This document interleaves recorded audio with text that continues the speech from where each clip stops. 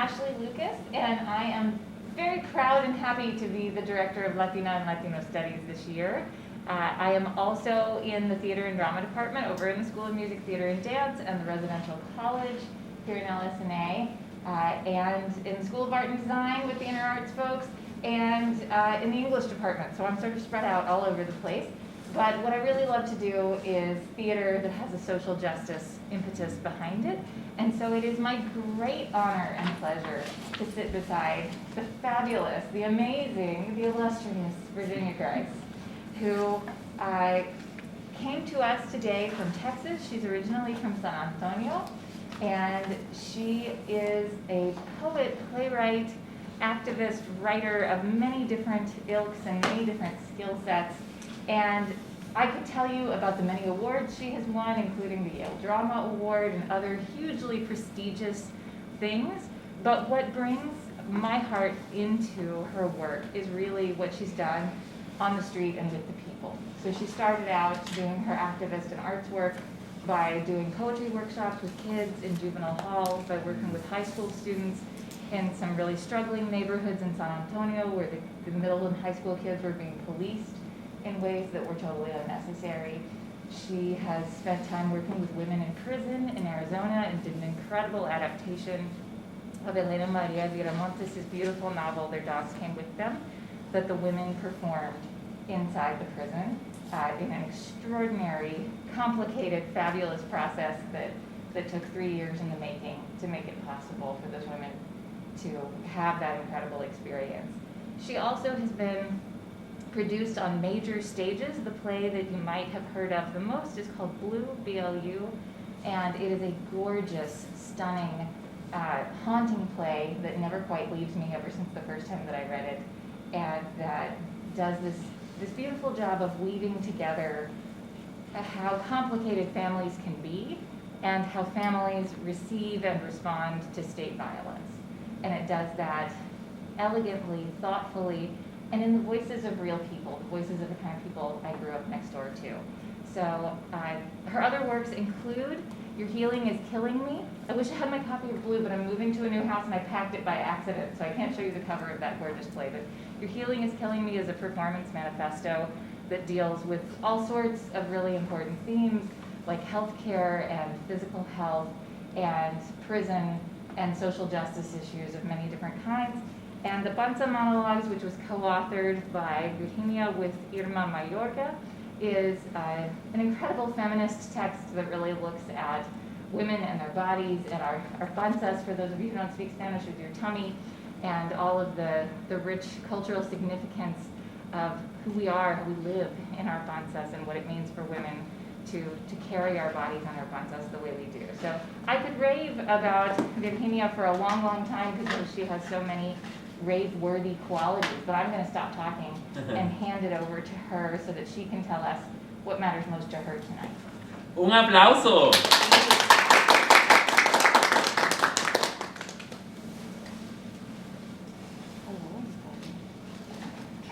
I just got this as a present, so I've been using them this whole trip. Before I got onto the plane, I pulled this card, which is called The Hanged Man, which I think is a terrible name for it.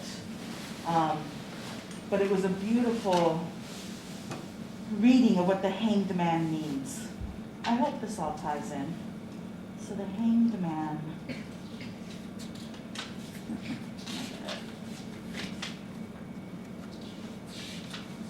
There he is. He's got good eyes.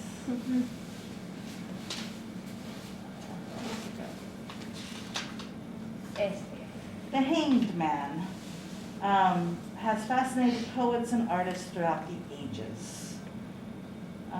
Mysterious and ambiguous, suspended by his foot. So you see the card, he's suspended by his foot. And what does it mean that he's in the position to view the world upside down? This is a new way. The card also represents compassion, right? So I can't remember now exactly what I titled this talk, but there was something about men who fly.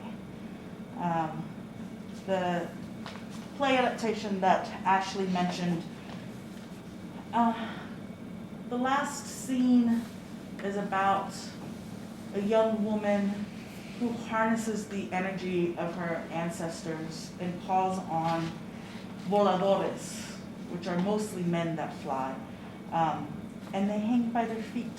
So I think that that was interesting that this card says that specifically before I got onto the plane. And sort of a huge pole, if you don't know the tradition, 4 people are on the top of it, and then they spin around until they unravel and land to the floor. And so she's in this position of asking the police, not asking, demanding that the police not shoot, with her hands in the air, saying, "We are not dogs," and imagines a moment in which she actually flies.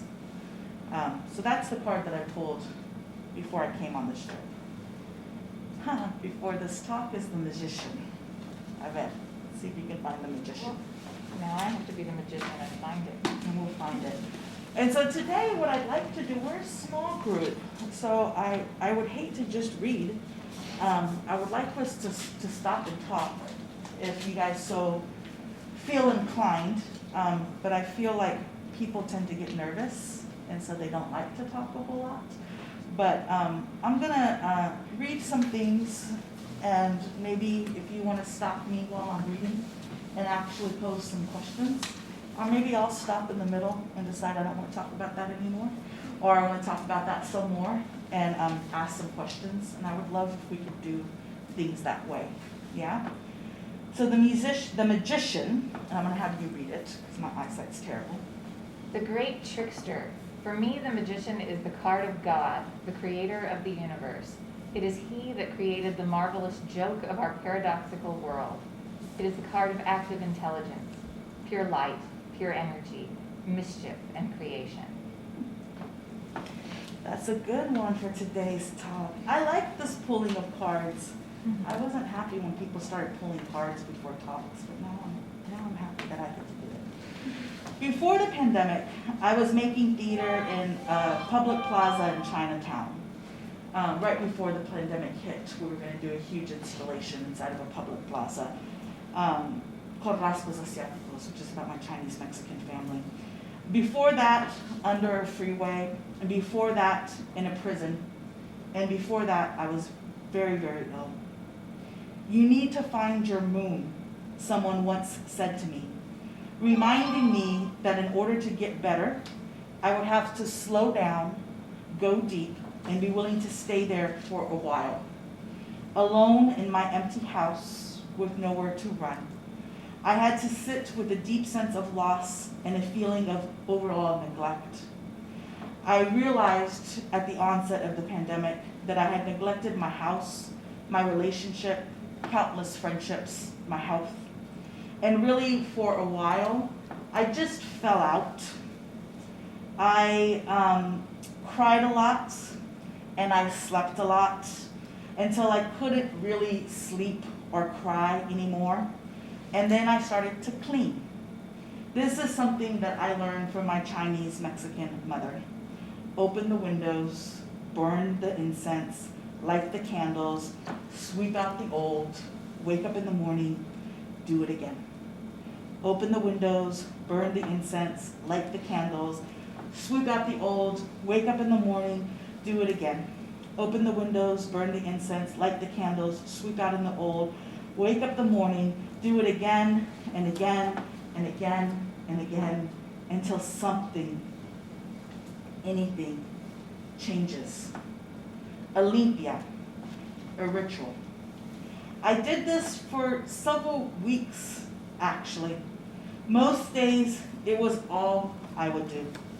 And I thought if I could clear my space, if I could make way for something new, if I could clear my space, that maybe I could make way for something new.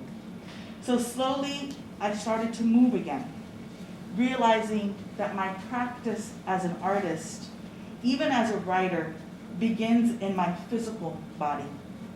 You see, I make art in an art form that is about the body. I make theater. So in addition to neglecting my house, my relationship, countless friendships, my health, I had also neglected my own body. There is something about that, I'm sure, that is something connected to how I process emotions. Sometimes the world is too much for me and I have to disconnect. When I'm feeling a sense of disembodiment, when I feel checked out, moving, keep moving is what I have to do to keep me from falling apart. At the onset of the pandemic, alone in my empty house, no one around, I let myself just fall apart. I started to realize that in fact, I could do very little, control very little. And at the most basic level, at a moment when I was being told to stay at home, the only thing I felt I had any control over was my own body. I've returned my attention to my body, my physical self, taking somatics classes, fitness classes, moving on a daily basis. It's the only thing I do with consistency, even now. My body, this body, breath, and voice. I'm very grateful that my partner was not at home at the beginning of the pandemic. She's an old school butch with a big heart and would have wanted to fix what was wrong with me, would not have wanted to see me falling apart. The pandemic for me has been waves of emotions. Sometimes, like at the beginning, I was floored and overcome with grief. Sometimes I'm hopeful about the infinite possibilities we have to create something new. Sometimes I'm joyful, listening to records and dancing with that old school butch that does not need to fix me, because even when I fall apart, sometimes I'm not broken. And sometimes I'm just rageful. In the winter storm that hit Texas, when the lights went out, we built a fire at my house.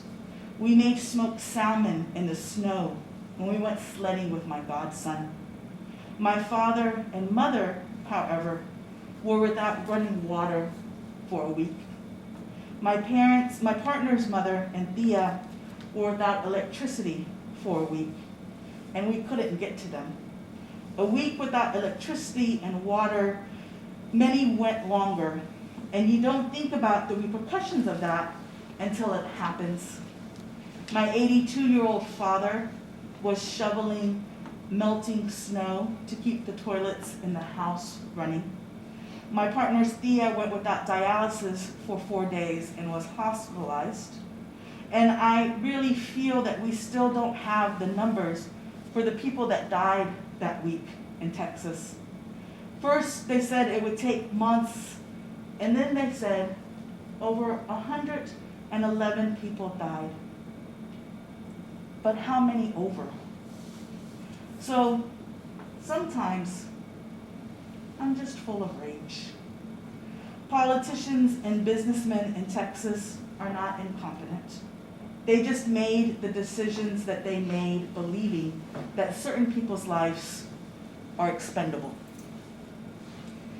Just 3 hours from the border, I spent much of my childhood at my grandmother's house in Monterrey. My tío Andres and my grandfather were merchants. They sold fruits and vegetables in the Mercado Colón.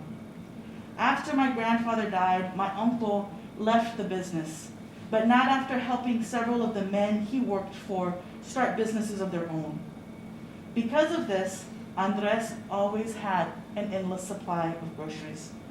I remember going with him to the market to pick up boxes of fresh fruits and vegetables, and we never paid. We would come home, and he would give some of those groceries away to the neighbors. I asked him about it once, and he responded by saying, "Nadie va a tener hambre aquí." I learned that in order to survive as a people, we would have to make sure that no one went hungry. There's actually a word for this concept in Cantonese. I can't remember what it is. I have a terrible memory and awful eyesight, but I never forget the lesson. Nadie va a tener hambre Growing up in San Antonio, our house was often the site people would stay for a day, a month, a year, after crossing a border we didn't agree to or create. To ensure that no one goes hungry, to speak to each other across lines drawn in the desert sand, the borders created by colonialism, the walls erected by capitalism, we have to be willing to create safe houses for others, not safe spaces. These are very different things. Safe houses are actually very dangerous to maintain. If theater is in fact necessary, we must work towards creating a theater that in its very process offers cultural models for social and political interaction that reflect the world we imagine, the world that we dream. If theater is in fact necessary, it must actively fight against systems that dehumanize and criminalize, and it must do so by doing work that's necessary, pulled from somewhere deep inside, too far back for any of us to remember, and yet we recognize it, feel it in our own bodies when we see it, when we hear it. Since the pandemic, I think I've been thinking a lot about what it means to be a theater artist, because we lost the physical space of gathering in person for a while. And that moment in which we lost that physical space, I thought everything was possible, that we were no longer constricted by this black box, and that we can imagine beyond it. And it's become really clear to me that as a theater artist, what I think this art form is about is imagining a world, building that world with other people, and then inviting other people to witness and be a part of that world. And I want that to be the very definition of all the work that I do. I want all of my theater to be about how we as a people can collectively imagine and build new possibilities together beyond boxes. I was an organizer before I was an artist. The first poem I read publicly was in the Juvenile Detention Center in Austin, Texas. Over 15 years later, this has continued to have a lasting impact on my work. Prisons, both literal and metaphorical, the boxes people try to put us in, and state violence are tropes that recur in my writing and the performances I direct. I make theater in part as an attempt to liberate myself from confinement, conventional rules, norms, and structures, an attempt to imagine freedom. A comrade once challenged me really, with the question, how can art set our people free? The question was a literal question. It wasn't a metaphor. He wanted to know, how could art get our people out of cages, out of detention centers, out of prisons? La prisión es otro país, she says. Sitting at a kitchen table in Mexico City days after the New Year, a group of people gathered to discuss theater. Mexico 50 years after the student massacre of Tlatelolco in '68, gender and the role of women in politics, the politics of memory and prisons, a binational team of Mexicans separated by a border we did not create. Prison is another country, she says. And we all shake our head in agreement, an understanding, a knowing, a memory. My body tightens every time I make the drive to Huntsville, to San Bernardino, to Graterford, to Perryville. I go through the checklists in my head, even when I have permission to be there. Do I have my papers? Can I see your ID? Are they up to date? Empty your pockets.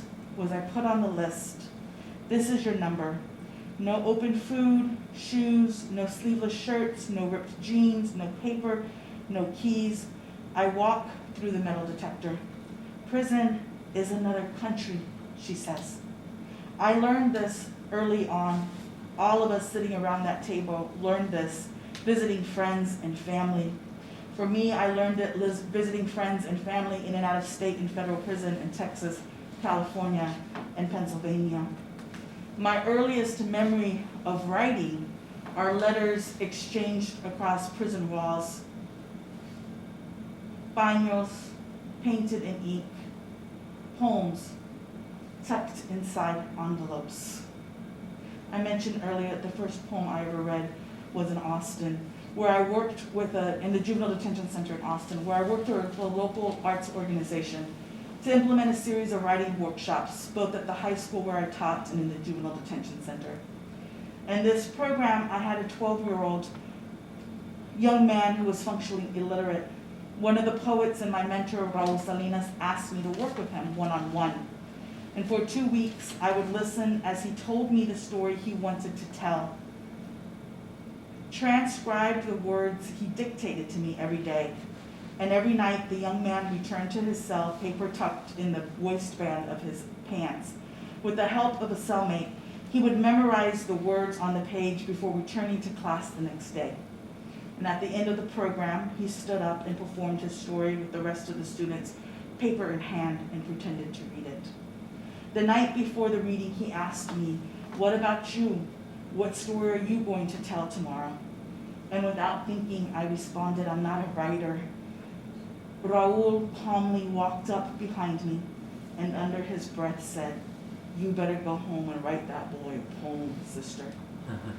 Once a street hustler, Raul became an internationalist in prison. He was locked up in Leavenworth at the same time as the Puerto Rican nationalist Rafael Cancel Miranda.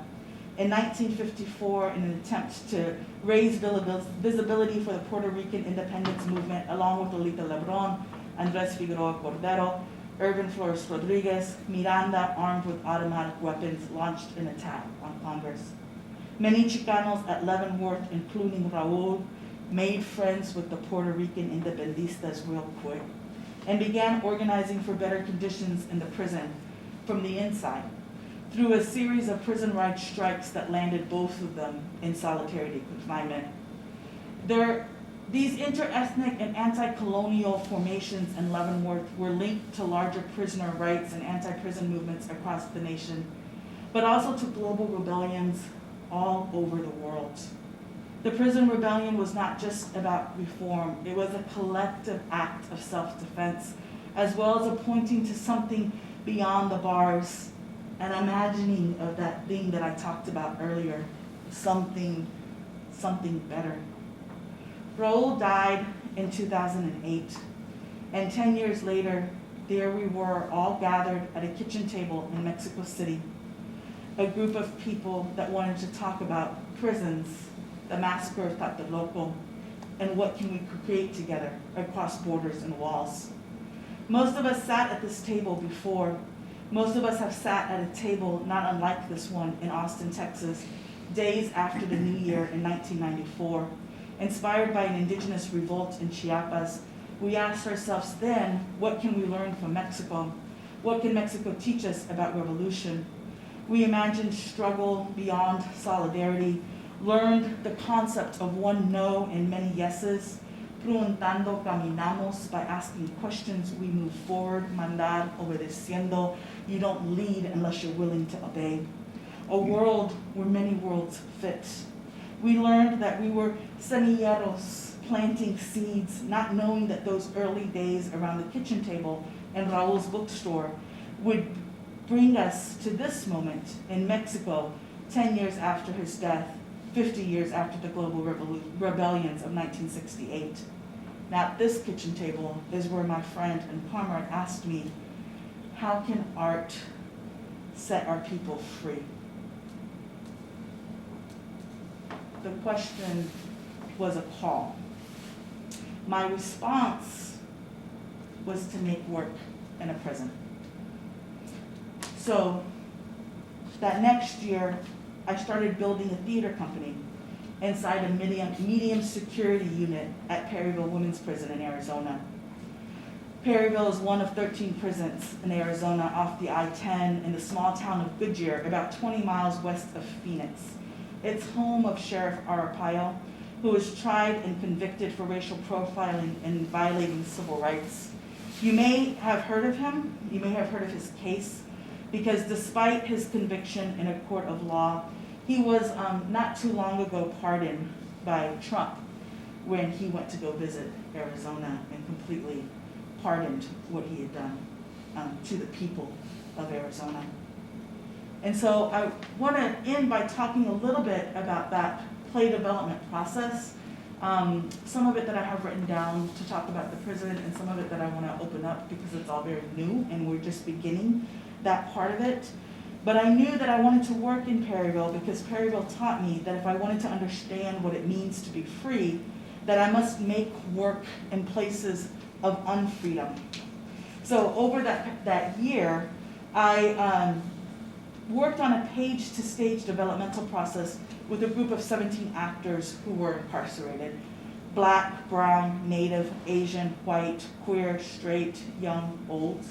We had 2 producers that were on the inside, a dramaturg that was on the inside, a stage manager that was on the inside, a costume designer. And we had collaborators from the outside, so our set designer, our lighting designer, our choreographer, I'll talk about the directors in a second, the 4 directors, and a 4-piece Grammy Award-winning band collaborated on the outside. We staged a full production of this adaptation of their book, Their Dogs Came With Them, that I adapted for the stage. It's a play about, the play and the book is about displacement. And in the developmental process with the theater that commissioned the play, Borderlands Theater, I argued that we should turn to our own communities as experts and as dramaturgs. When you're in a playwriting process, you often work with the dramaturg.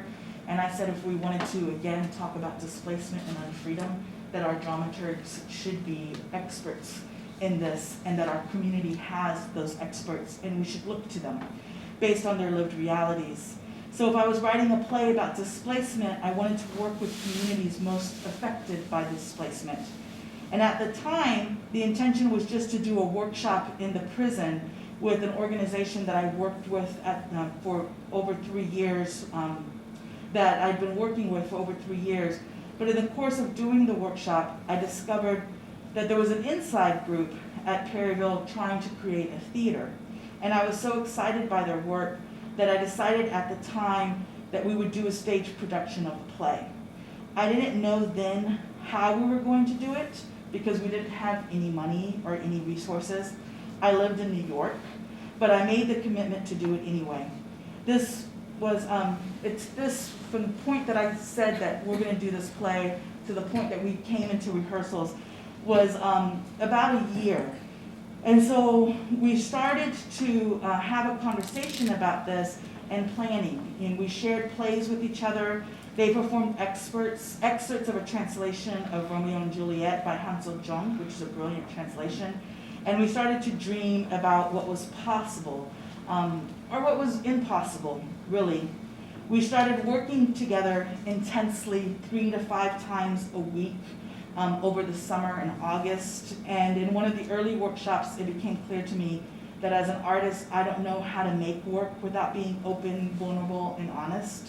And I wasn't sure if it was right for me to ask people to do that, given the context and the place from which we were working. What does it mean to take a chance? What does it mean to take a risk? What does support for that look like? And what does it mean to be vulnerable? What are the consequences of being vulnerable? And the full production, as I mentioned, not only include this incredible team of people from the outside and the inside, but each of the outside artists taught workshops on their areas of expertise, making the process of theater production transparent and accessible, which is something that I do in almost everything that I make, is teach other people how they can make theater if they wanted to, or at least make the process for which I'm making theater transparent. So the play, similar to the novel, was structured like a freeway, so there are 4 different separate intersecting story tracks. 2 months into the process, it became clear to me that there just wasn't enough hours for rehearsal in the day at the prison, and it would have been impossible for me to direct it on my own. So I decided to divide the work up, and I brought in 3 additional directors. Each director was responsible for a story track, and then we assigned a lead director on tracks that intersected. And the mounting of the play, we had to put it together like a puzzle, except we didn't always know what the other puzzle pieces looked like. So I could have a scene before mine and after mine and not quite know what was happening, or at least how it was being staged until we got into that part of the rehearsals. We were making theater in a prison in a desert. No one was prepared for what it meant to create under those circumstances. The logistical challenges of putting up the play were daunting. My partner had to write the manifest in which she had to account for every single screw, nail, chain link that went into the set, had to label them, categorize them, inventory them, and make sure that everything that went in came out. We weren't allowed to bring in the cinder blocks, and we weren't allowed to bring in a 6-foot ladder, but everything else made it into the prison. So in the middle of the yard, we had a fully realized set that was in the shape of a rectangle like this. So it was done in a 3/4 round where you had seats here, seats here, seats here, the band here, and then a structure that was already in existence in the prison that was kind of like the metal frame for what was supposed to be shade in the middle of Arizona, but they never actually put up the tarping. And so it was just the metal frame. And so hanging from that were these images of the neighborhood, like actual signs that hung from the bars. And so you either were looking here at the person just how we are now, the person that's across from you, and the action that's happening in the center, or you were looking here to where the signs were and you could see the sky. And if any of you have been to Arizona, the sky is expansive and massive. And something happened that is a thing that you can't predict, but it's this thing of magic and the magician that you can't make it happen. But if you do the limpia right, if you do the ritual right, something inevitably does change. So you just keep doing it until it changes. And we did that. And so something that happened that we could not have controlled is we were not in the rain season. But that day, the play is structured from day to night. So it begins in the day, it ends in the night. And I had staged the entire thing in my head so that we would actually experience that on the ground. I timed it precisely. I sat outside that prison and watched where the sun set to make sure that we were at night when it was supposed to be night. Then I came and brought my proposal to the folks of how I wanted to stage the piece, which is how we had to do everything there. And one of the women looked at me and she said, "Vicki, that's in the middle of dinner. You can't stage the play at that time." And so after weeks of figuring out how the sun worked and when it set and on what scene, I realized oh, that was a good idea, but that's not gonna happen. And then that day, I kid you not, clouds came in just at the moment in which it was supposed to be night. And everything turned dark. And it looked like it was gonna rain. And the final scene is in the rain. And I said, "Oh my God, if it fucking rains, what are we gonna do?" I was just like this, it's gonna rain, it's gonna rain. And you could hear the signs that were hanging, you could hear them shaking because of the wind. And there was no wind the entire time that I was there. And that thing that I wanted of the play going from day to night happened with the elements. And then there was another moment in which there's a man who was in a Japanese internment camp, and we were working in a women's prison with people of different gendered identities. And so all roles were cast from people that were incarcerated. And so we had somebody playing, a woman playing this Japanese shop owner. And at one point he makes a mistake with something, and it causes him to go into this long monologue about the internment camps that happened here in the United States. With those Japanese internment camps, there are several in the state of Arizona, one not too far from that prison. And so there's a moment in which that character says, you know, I'm sorry, I made a mistake, but isn't all of this a mistake? And it's kind of like it's not a throwaway line, but it's like, you know, isn't all of this a mistake? And she took that moment and she said it, and then she said it again, and then she said it a third time, and she made everybody in this 3/4 round look at the entire yard. And she took this huge circle with her hands and she said, look, isn't all of this a mistake? And the winds came, I kid you not, and blew up the sand. And her monologue had just talked about the dust being in your throat, and the dust was in your throat, and you could feel it. In this 3/4 round, the whole play is staged underneath this quarantine authority, which actually happened in LA. There was a curfew set in the neighborhood in East LA after the Chicano moratorium, which was a protest against the Vietnam War that turned violent because the police started beating people up, men, women, children. Ruben Salazar was shot with a rubber bullet inside of a bar and died. With a rocket launcher. With a rocket launcher and died. It was brutal. And after that happened, the police responded by putting a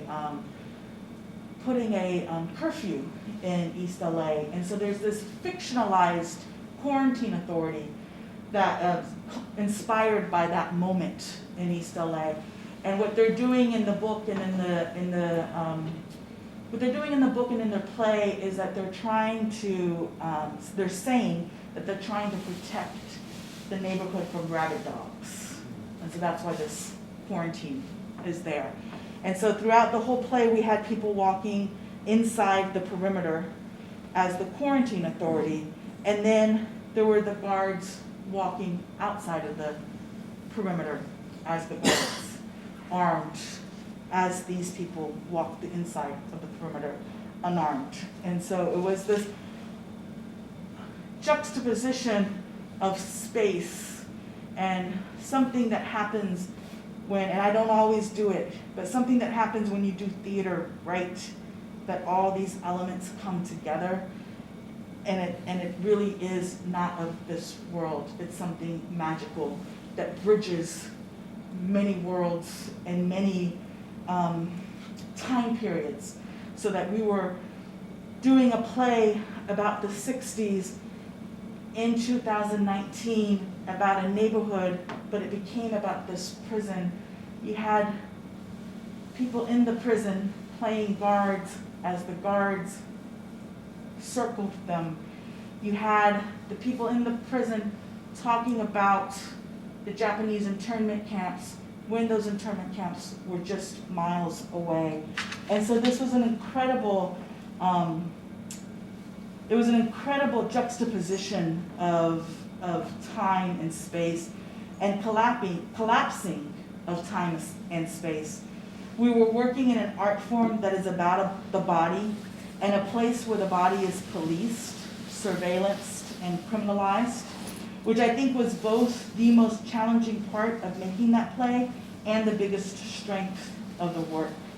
And there's many lessons, I think, that I learned making the work there, and even now, I'm still processing it all. I didn't realize until this trip that it was the last staged production that I did when we took it 6 months later and staged it in Tucson, Arizona, underneath the freeway in a neighborhood called Barrio Libre. That was the last major production that I did before the pandemic, because the next one was halted right before the pandemic hit. So I'm still processing all those lessons, but I wanted to share them with you today because I think that something that happened to me in the pandemic that was a real shift, and it began with this work that I'm working on now called Rasgos Asiáticos, the one that was canceled in the pandemic. And this work is, for the first time as an artist, I'm starting to feel that my artistic self and my political self are becoming one.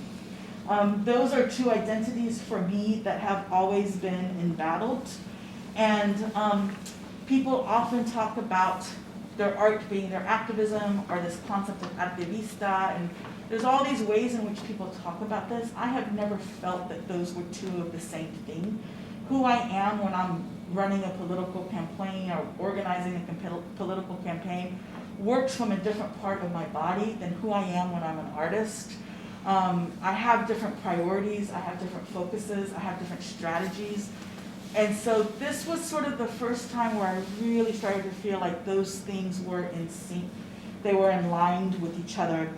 And I think it's in part because that there wasn't any conflict between the two, that I was able to move in a different way. And the work that we were trying to do in that prison was inspired by, or modeled by some ways, of the work that happened in a Mexican prison outside of Mexico City, where theater was doing Shakespeare inside the prison and training people, like hardcore training people how to be actors, how to be technicians, how to be designers. Like, it was a training process, and everybody was treated like an artist.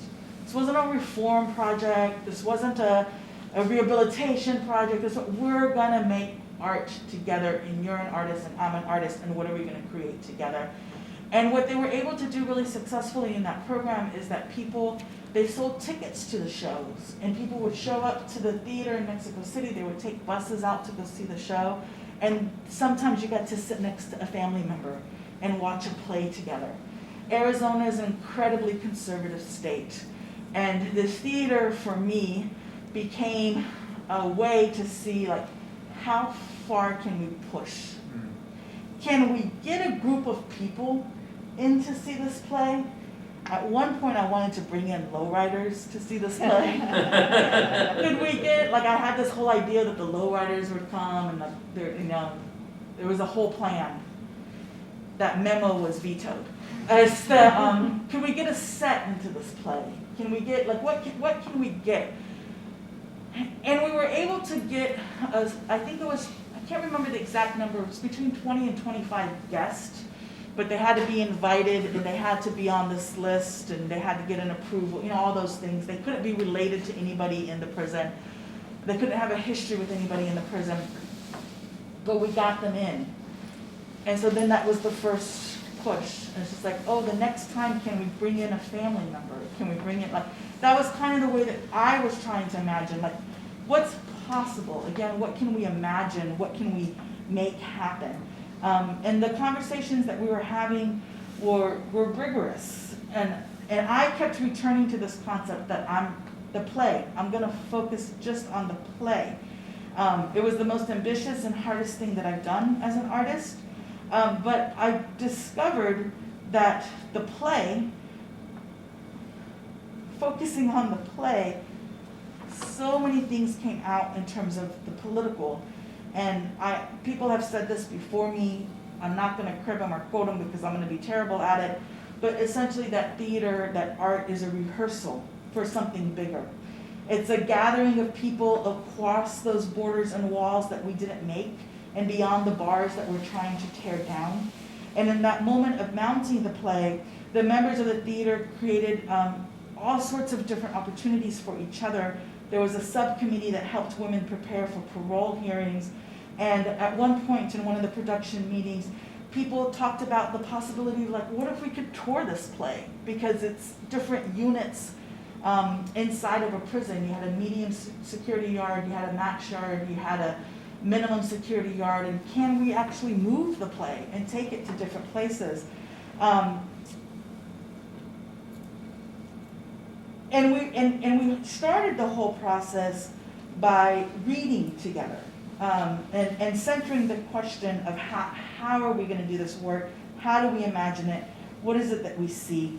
And one of the workshops, I asked folks, what is it that you know? It's something that I ask all the time. It's a question that I inherited from Lori Carlos. And so we had just done a scene, and I said, what do you know now? What do you know? And one woman answered with a sense of absolute clarity, this is a story about hunger. And it's a hunger not just for food, but something more, something greater, you know. And so I mentioned those voladores in the beginning of this talk.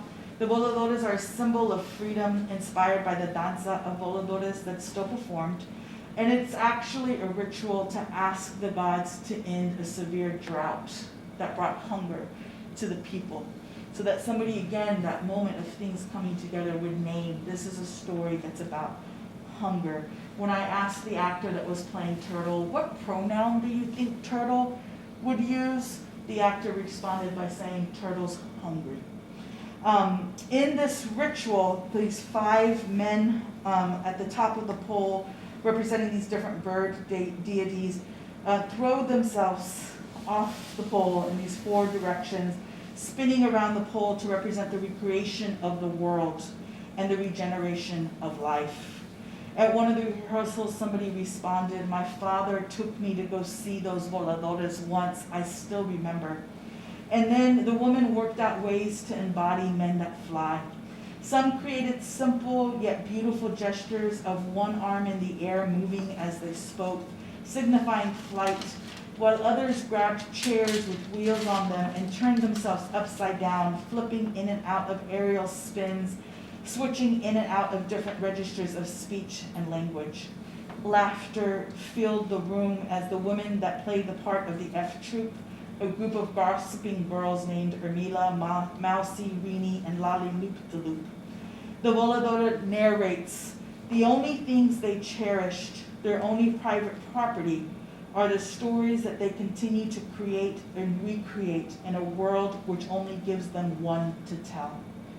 And like the girls in the F Troop, we cherished these stories that we told each other every rehearsal, memories of our father in Mexico, recognition of a mousy in our own crew, feelings invoked by a song.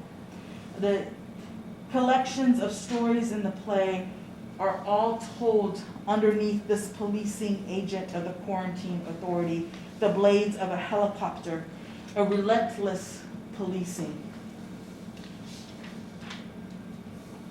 A relentless policing of the people. And yet, we had this moment, and it was a brief moment, but we had this moment inside of that prison, a moment when we actually felt free. And I think that with the work that I'm trying to do now, and with the work that I've continued to do with this play, is to imagine how the play itself creates possibilities for freedom. And so, as I mentioned, 6 months later, we staged it in this neighborhood called Barrio Libre in South Tucson, underneath the freeway.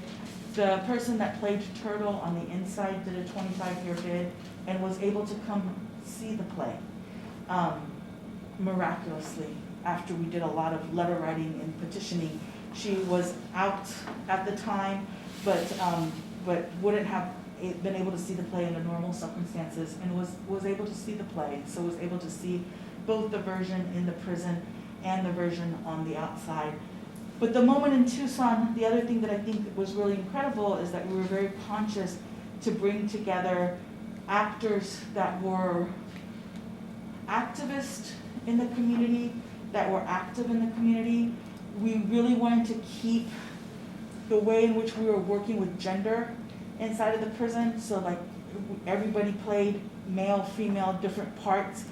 And so we did that, and in the process brought on several trans actors to be in the play, and really tried again to imagine like how can this create a space for freedom and a space for liberation.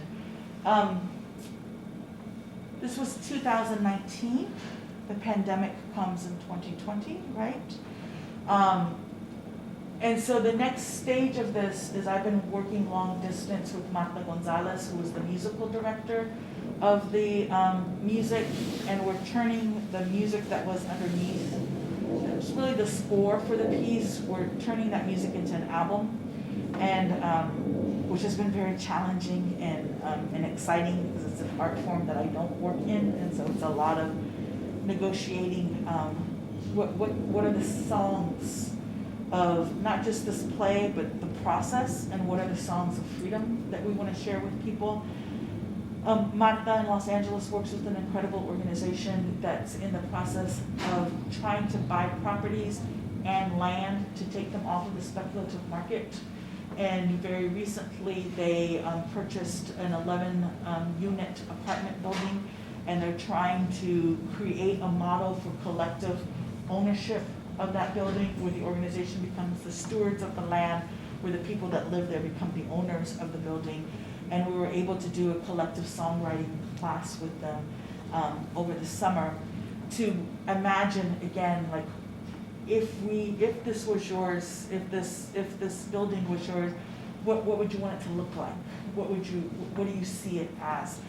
And are hoping to continue to like add to the album or build to the inspiration from the album by doing these collective songwriting classes in different places. And so we're going to the Clarice, and where's the Clarice? And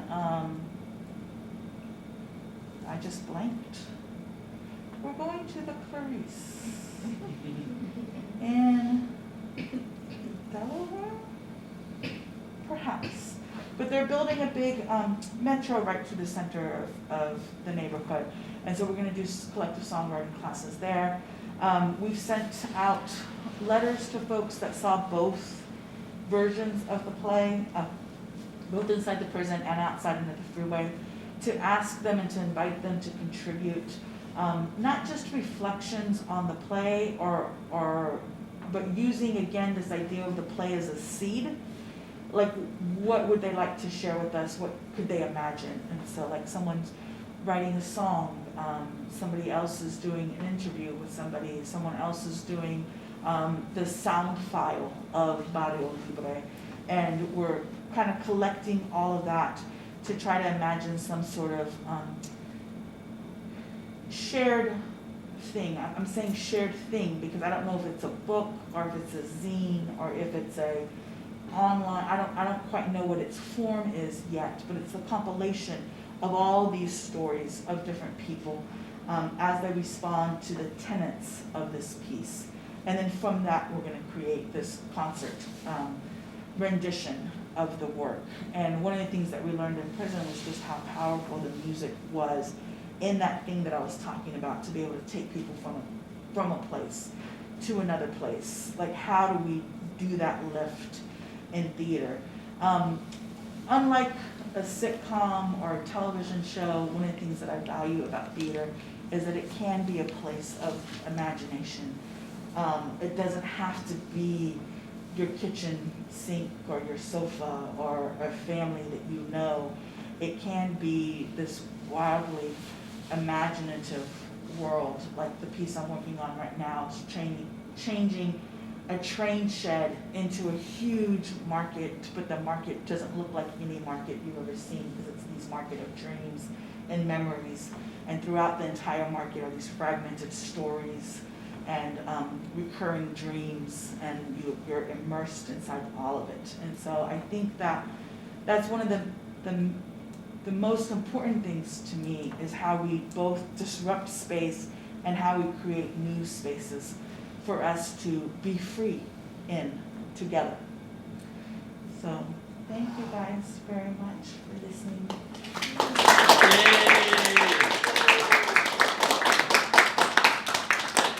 And I would love to open it up for conversations. I know I've been asking you questions all day, but I have one. You were talking about trying to push the prison to bring in the families. Did you get any traction on that one and letting family members in as audience? Definitely not for that performance. definitely not for that performance. Nothing like that, of that scale, had ever been done in that prison. And I think, if I'm not mistaken, nothing of that scale like that has ever been done in Arizona. So it was pretty incredible that we got that done.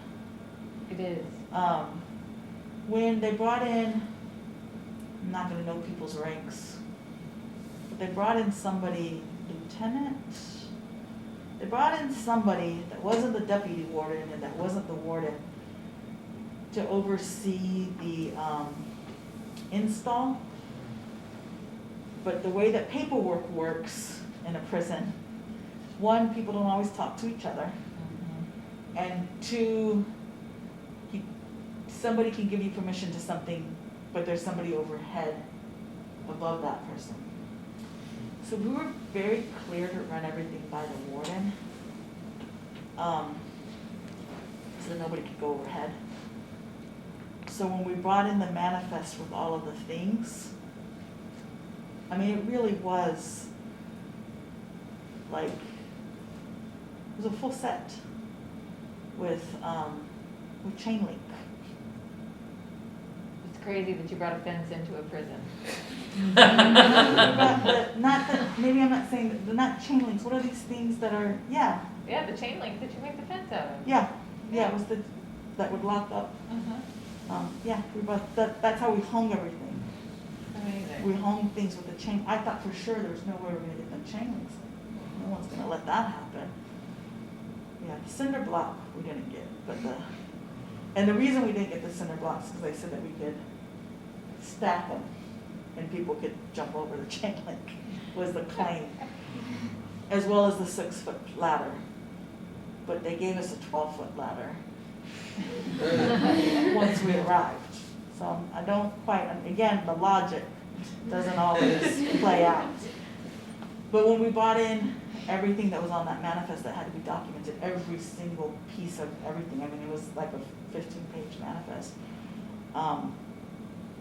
The guy that was letting us in, it took us 4 days before they actually allowed the set to come in, because they had given us permission to keep it there. And once they saw it, they said, absolutely, under no circumstances are you keeping this here. And then we had to go through each and every item again.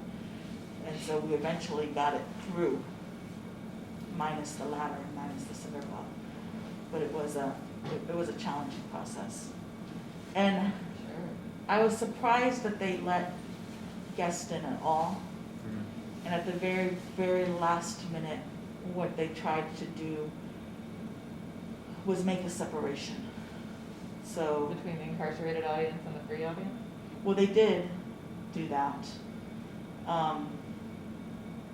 They brought in everybody that was from the outside first, and then they brought everybody from the prison next, and that was inside the prison next. And there were limited seats. I think there was 150 seats on the inside, and you had to, be on a list and also have approval and that type of thing. But the night before, there was a big controversy where they were trying to figure out how to really keep people separated. And because, again, it was like this, it was people here, people here, people here, and then the invited guest from the outside were here. So there was separation, but it wasn't the type of separation that the prison wanted. And so then all sorts of, as happens in prisons, all sorts of misinformation started circulating. And so it was rumored that my team requested that the actual prison vote on lockdown to separate people that were coming in and these people, which was not true, which was not a thing that I had ever said or requested. And so we had to sit down and have meetings back and forth. And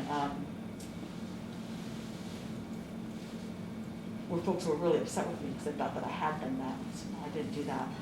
And And then it became a choice. So what happens if they say that we can't perform together? They always with both the audiences. And I said, the choice is yours, but we created this for us. So those 25 people go home. We don't bring them in. Like that's, if it's them or us, if it's them or them, if it's them or the people inside, then those people don't go in. And the producing committee made a decision that was everything or nothing. And that's what we requested it. We went through the process. We turned in the memos. We got our approvals. And it's everybody or nobody. So either we do it everybody or nobody. And shockingly, one of the people on the inside was able to convince the deputy warden to allow that to happen. And it did. And so that was an incredible moment for me because it's like I haven't, there are moments in which this has happened, but I have never seen anybody fight for the theater.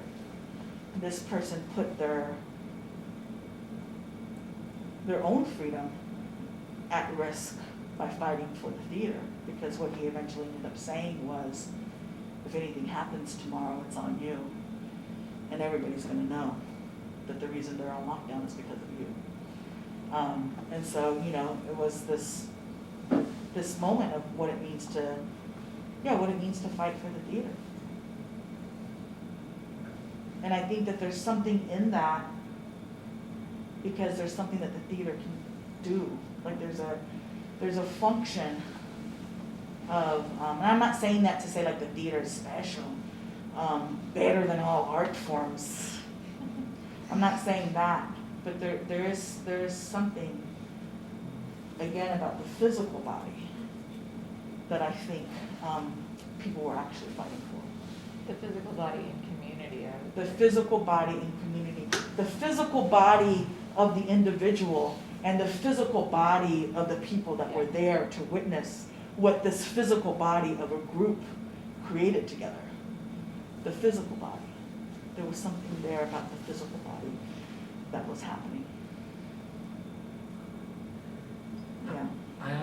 I have a question. So you told us that COVID interrupted rasgos asiáticos, and I was wondering if you could, if you consider that now a lost project, or if that's a project that's still in development, or if you could just tell us a little bit about what Rasgos Asiáticos was all about.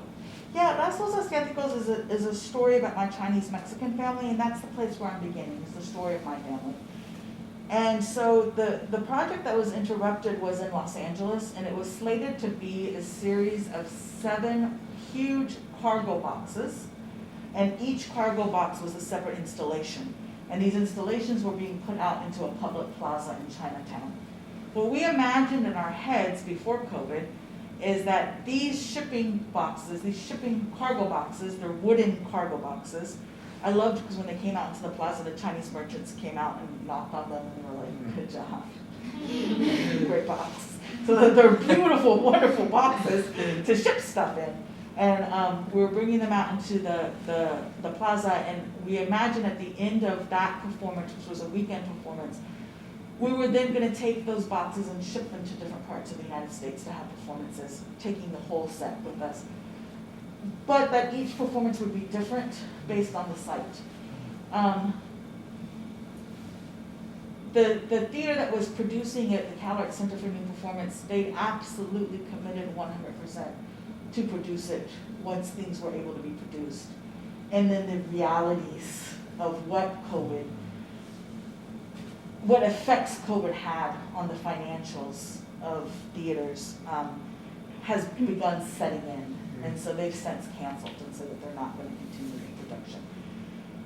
Which means that the boxes weren't yet finished. Some of them were finished, some of them were not. They're in different states of being finished. And we had a commitment to do it in Houston a month later, actually.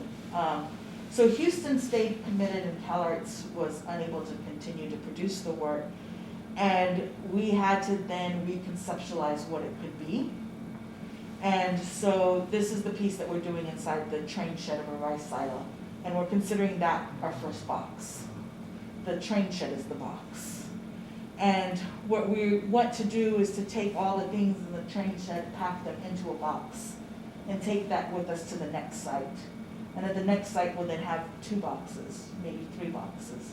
And then we'll continue to build out the boxes in that way. And so as opposed to touring the show, so it's not like a set script that's the same script everywhere we go, as opposed to touring the show, the thing that we're touring is this investigation of Chinese Mexicans in the US-Mexico borderlands. And so in Houston, the investigation centers on food. It's this marketplace. And at the end of traveling, it's 100 feet long, the train shed. And after you walk through it, at the end, it opens up to this banquet hall. And I have a woman that I've been working with, her name is Veronica Castillo. She's a very well-known ceramicist. But when the pandemic hit, she turned her gallery into essentially an open-air market, and began serving the unhoused, serving seniors, serving people in her neighborhood, her neighbors, food for free that she cooks on these wood-burning stoves. And so she's going to be in Houston making a meal that's a mix of ingredients that are both Chinese and Mexican. So that'll be the Houston version. If I can dictate where it goes next, which I often cannot, but if I can dictate where it goes next, I would like to take it to Tucson next, where there's a Chinese Mexican population there, and I would like for it to be a Chinese opera in that space, because there is a Chinese opera in Tucson, and I would like to take it to Torreon, where there was a large massacre that happened in Mexico. I would like for that Arizona trip to be cross-border, that we take these boxes to both places. So we're very much, and that happens in 2 weeks. That happens November 20th is the Houston show. Oh, wow. So no, I've been fielding calls about trucks all day because we're shipping from LA to Houston. So Houston, so that performance begins. I think that's the beginning of it in Houston. That performance begins in 2 weeks, November 20th. And I imagine that it's going to be an ongoing project. I imagine it 3 to 5 years. I would like for it to be 3, because I've been in it for a long time, but I'm slow like a turtle. So it might be longer. So that each time something else is being developed. So it's like a perpetual, in the theater world, people complain about a perpetual state of development. I love it. Keep me in a perpetual state of development. So it's kind of like a perpetual state of development. It'll continue to transform and change and shift everywhere it goes. And the conceptual idea of it is that it's mirroring the act of migration. That as we go to a new place, things shift and move, and we shift and move. And are there elements that do travel? Is there continuity in terms of script or characters, or it completely is recreated in every new place? I think there will be some continuity, and then there won't be some continuity. And so even the story about my own family, I stayed focused on the market in Houston. So I actually the script was originally 70 pages, and the script now is 30. And the way that we're doing the text, because we still weren't sure about Delta variant, all that stuff, but also Texas. So people were like, yeah, dinner, who cares? That's great, let's do it. So it's and then my production, my creative producer is from New York, where everything's hyper vigilant about COVID. So she's like, no, wait a minute. And so but in Houston, all the text is about the market, and it's actually not a live performance, but it's a series of records. So you listen to the text on these 3 records, and then the very end is the installation opens up to a story that's told in the entire installation. But going to that, you have these 3 records to hear the bits and pieces of the story. And I cut a lot of the script because, and not because the script wasn't good or I didn't like the language or whatever, but because I was like, oh, that doesn't really work in this place. One of the early workshops, Misha Chahari directed it beautifully, and he used very little words. So he actually he was like, nah, and it ended up being a lot of projected text, actually. And so I'm imagining that, yeah, each place will be different, but there will be some different carryovers. Already from LA, we're bringing this idea, and I think we'll do this in every city, of creating Chinese piñata lanterns. So it's like a mix between piñatas and lanterns, and kind of put them together, and we made those in the community. We're doing that in Houston again, but we're also shipping those piñata lanterns to Houston, so that by the time that we end, the idea or the hope is that it'll be like this huge installation of piñata lanterns somewhere. You And know. do you get to hit them and make lights fall out or something? What happens when I'm you all- beat the? No, but maybe, Ashley, that's the one you direct in Michigan, is the one where you get to break the piñata open. I just think that if you have a piñata, somebody has to break it open. Someone's gotta break something. Right? Something's gotta get broken. Yeah. That was a long answer to your question, yeah. Yeah, I think I'm gonna be working on Vasco's for a while. It's the play that, not even a play, it's not a play anymore, but it's the, I wanna also do for myself this kind of recovery. So when we were in development in LA, I'd have people teach me a lot of songs that I now can't remember. And so like I was learning a lot of songs. And so I actually think there is going to be an iteration where I perform gospels at some point, but I'm not quite sure when in the process.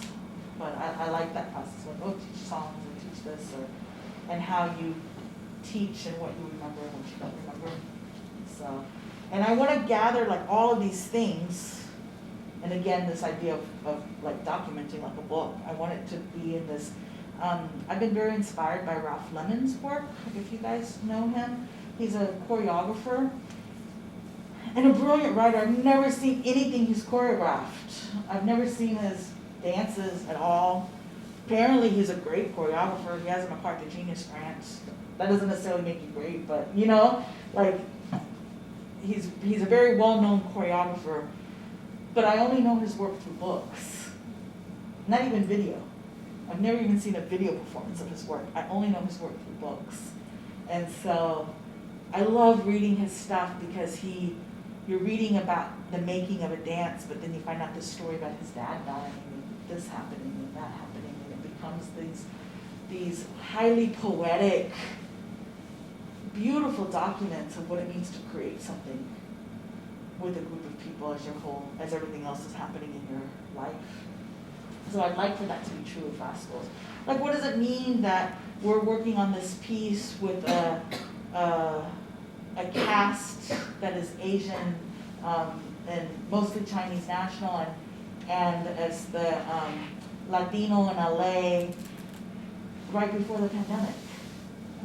And so leading up to the pandemic, every Wednesday we would go to Lydia Lee, was having these gorgeous, Lydia Lee, who is Chinese but trained in Buto, was having these gorgeous performances in the middle of the school, telling people about COVID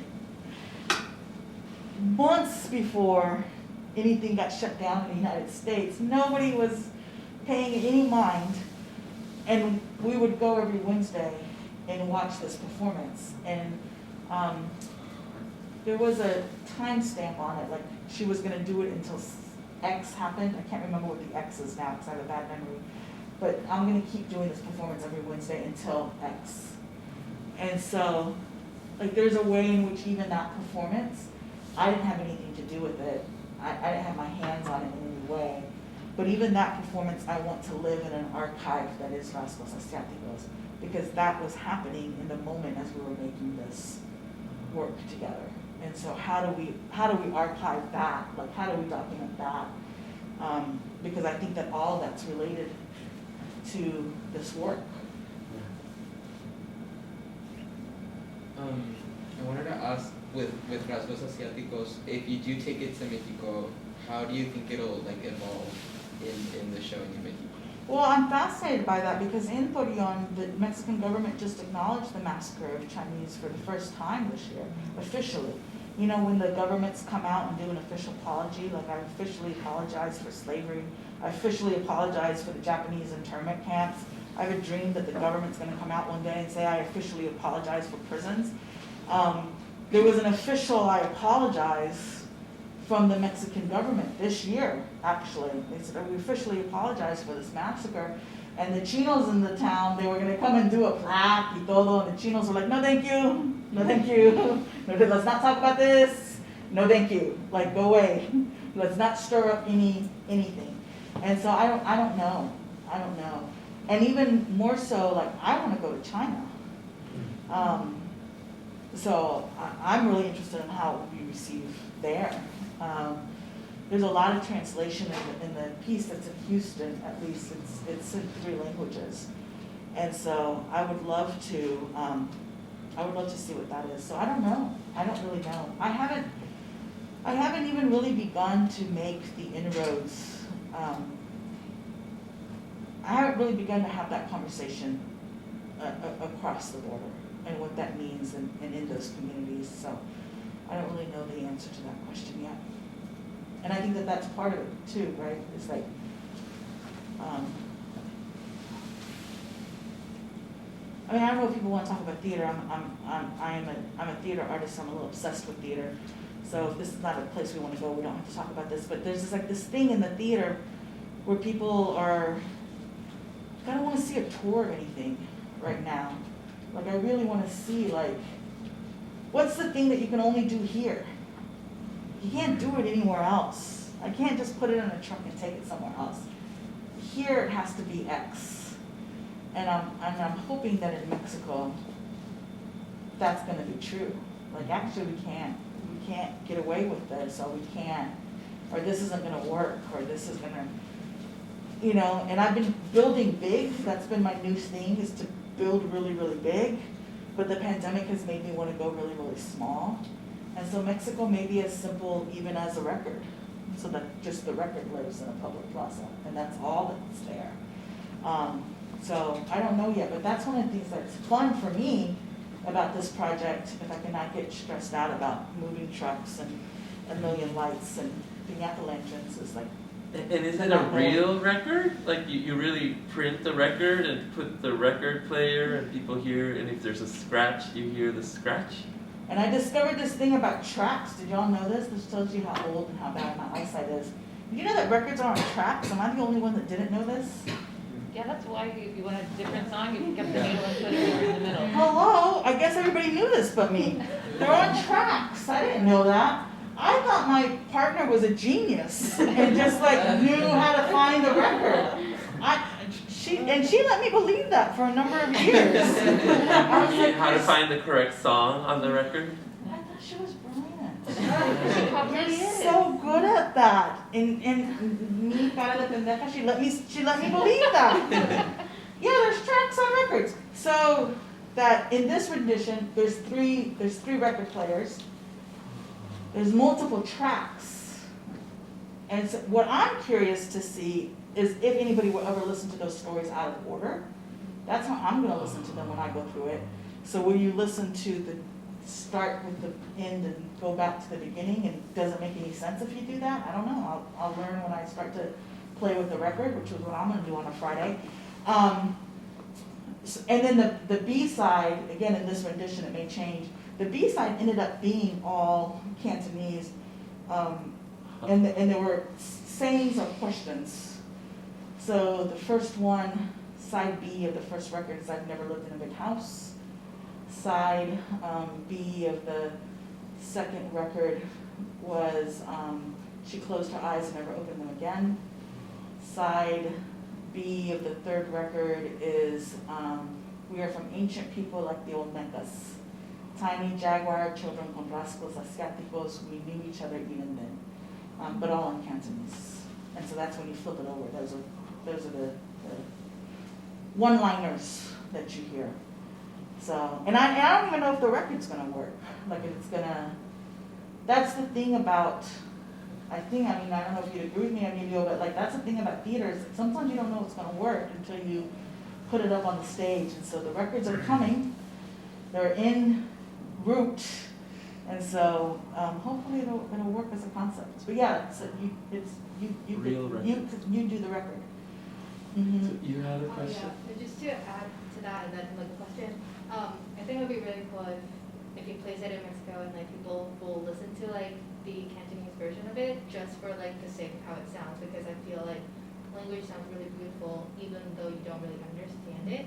I wonder if people will go through that and just appreciate the sounds of it and not the whole story of it. I think so. Like that's Yeah. and that's one of the things I'm going.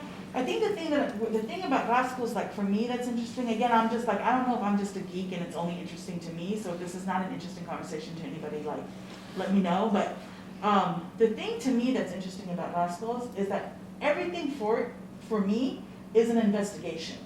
And so like, what am I learning right now? And so like, one of the things that I learned in this last recording of things is how language functions. So I was adamant, I want this in Cantonese. I want, and people were fighting me a little bit. And so certain moments in which I would say that I also had that same actor speak in English a lot. And people were like, well, who is she? Why is she, trying to understand like who she was. And then I went to Tucson, where there's the Chinese opera, and they had a song. And before singing the song, somebody came and explained what the song was that I didn't understand, and said this last song, so this is a song about this region, this is about this region. This last song is a song that we sing overseas. And it is how we remember the land in our dreams. And then I came back and I was like, that's who she is. She's not the land even. She's how we remember the land in our dreams. Because the story was about my uncle. I read a little section of that, my uncle not invited in America, but that story's actually in there. And so people were like, where's your uncle's voice? And I was like, man, Lydia, I want that voice. And I couldn't figure out like who she was for a while. And then I realized like, oh, she's the land as we remember it in our dreams. A land I've never visited. It's how I remember it in my dreams. And so I've learned so many interesting things about language. And I also said I want to keep that feeling of there being a second language, like somebody learning a second language. And somebody said on the team, they were like, oh, we have this person. Like it's clear that English is their second language. I was like, that person is 82 and she's lived her entire life in the United States and taught school for over 30 years. Like, her English is not that. Yeah. Her English is English. She just happens to have an accent, it's not that kind of struggle of language. And I think that for me, you asked me this question about being Chinese Mexican earlier. For me, language was always very central. And I oftentimes was in this place of struggling to understand. Because a lot of people that I was around were also speaking a language that wasn't their first. And so they were struggling to try to communicate something. I was struggling to understand something. And then I was speaking a language that was not my first. And so I was struggling to communicate with something. And I want to play with that, with language that may or may not be so interesting to see live. I mean, I don't know. But I want to play with that sensibility of language. Like, what does it mean when we struggle inside of the language? Oh, and the question. The question is, so I come from a very visual arts background, but I transferred here to become more of like a theater person, which I'm loving so far. And I think you started off as more of like a writer, playwright. Do you still define yourself as a playwright, or I feel like you're more involved in the process of production more than just writing it and be like, here you go, I'm out. I feel like was there like a shift in your working process of being more involved in it, and like how did that affect you as a writer or just somebody in theater? Yeah, I think both Rascals and Dogs was the shift because I was commissioned to do those two projects at the same time. So I was commissioned by CNP to do Rascals, commissioned by Borderlands to do Dogs. CalArts Center for New Performance and CalArts is a very experimental school. And so they basically were like, what do you want? And so every time they kept saying, what do you want? And then I had control of the process. And for some reason, they never gave me a director, and I never asked for one. And so it was just like, what do you want? And I was like, I don't know. Someone that can speak Cantonese, somebody that knows Chinese opera. I want to take someone with me to Mexicali, you know. So we were just like, and again, experimentation and investigation. I called them research experiments. That guided how I did Dogs. Because I had that freedom to work on Rascals that way, I went to the theater company that commissioned Dogs and I said, we're going to develop this in a women's prison. And they were like, we don't got the resources for that. And I was like, well, I don't know how it's going to happen, but it's going to happen. We're developing it in the women's prison. And we developed, that process was completely writer-driven. So we started in the summer. There was a lot of build-up before, so a lot of workshops, a lot of conversations, a lot of trust. And then we started in the summer and we staged it in February. And so what that process was, I completely defined. And so it started by bringing in scratch sheets of paper like this. I should have numbered things because I lost my place. Scratch sheets of paper like this and saying, here, you read this, and then just like hearing it and really working through the scenes because the script was bad for a long time. It still needs one more rewrite. It needs one more rewrite, but it was bad for a long time. And then once we got to the place where the script was like really made sense, I was so happy. We went on Thanksgiving break. I brought it back and I was like, I think I've got a script. And when we were done, and someone said, you got a script, you know. And so that came together in that way. And then I got to define that process. And so in terms of how I identify myself, I tend to speak about myself as a theater artist. I don't have the language for what I do yet. I think I'm a conceptual artist too. I think that's kind of the closest language that I can think of because I'm really interested in processes. And it's not just that the processes inform my writing, but the processes also inform the production and in this way, and the processes inform my research. And so how do I create processes that do that? So this thing that I was saying about imagining, building, and inviting. I'm in residence at a theater company right now. It may not be for long because I'm sure they're going to get really frustrated with me because I'm refusing to write plays. So like the next thing I'm trying to get them to do is my very first piece in the pandemic was about the building of this farm in an empty lot. And so I was like, I want to start doing workshops in an empty lot. And I identified a neighborhood in Dallas that has the highest incarceration rate in the state. And I was saying something in Texas. Yeah, which is saying something in Texas, in the state of Texas. And so so I was like, yeah, that neighborhood, that looks good. And I wanted an empty lot where we create these talleres. You know, taller means workshop, so like to workshop a play, workshop writing, workshop art. But also taller means like a workshop, like to make a shoe. So it's a working place. And so, can we make our dreams? Can we create a space for us to build dreams? Can we create a space for us to make dreams? And so I don't know, like, what does that mean? I don't know. So like I literally this week I called up the city and was like, hey, do you guys have an empty lot? I found one. And then I asked them, do you have empty storefronts? And they were like, do you just want us to give you the storefront? And I was like, yeah. Like, can I have, like, for a year? Can I have it for a year? And like, by the end of the phone call, the woman was like, maybe. I don't know. Let me call you back. So I don't know what's going to happen with that, if that's actually going to happen. But my partner would be very happy if it was a storefront and not an empty lot, because if it's an empty lot, she's going to have to figure out how to help us build something, which she's not going to be happy about. But as the, so that to me is theater. Like we're making theater. If we never put on a play there, we've made a theater. That process is theater.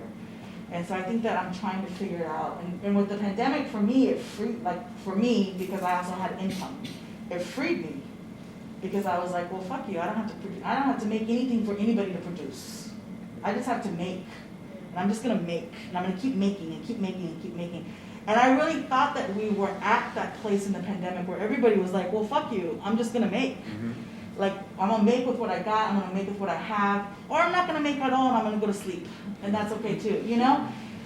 And I thought, it was finally, like, everything's gonna bust open in the theater. And then, like, we get back and everybody wants to do, like, Shakespeare and comedies and I don't know what, you know? Like, it didn't bust open the way that I thought it was going to. And so then you still plug, like, for me, then it's like, but I'm not going back. Like, the before times was the before times, and there is no going back to that. So trying to figure out what that is. And I don't know the word for it yet, but I think that those are the closest words I have for it. Well, thank you so much, Vicki. I think that brings us to the end of our time because we all get together.